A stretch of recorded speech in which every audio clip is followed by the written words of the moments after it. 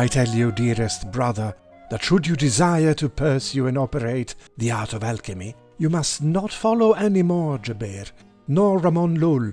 not even Arnaldus or other philosophers, because there is no truth in their books when not expressed in images and riddles and syncopes.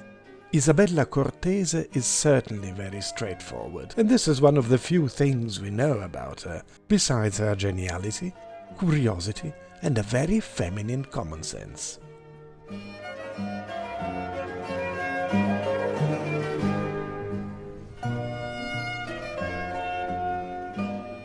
We have made her acquaintance reading her book, printed in 12 editions between 1561 and 1677, The Secrets, a beautiful cosmetic manual for ladies, as Isabella herself explains, that every great lady should know, a contest between mineral, medicinal and alchemical preparations, many of them belonging to the perfumer's art. The book contains a wide range of beauty tricks, from a special water that whitens your face, thins the skin and makes wrinkles disappear, to another special water that gives a red luster to your face and helps elderly ladies to appear young, from hair dye of every possible color to the cypress powder, the ancestress of face powder.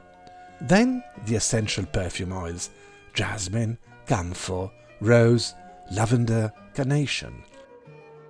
Isabella's secrets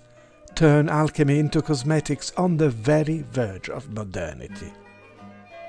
Looking at oneself in a mirror, every lady of every age should raise her thoughts with a smile to Isabella Cortese,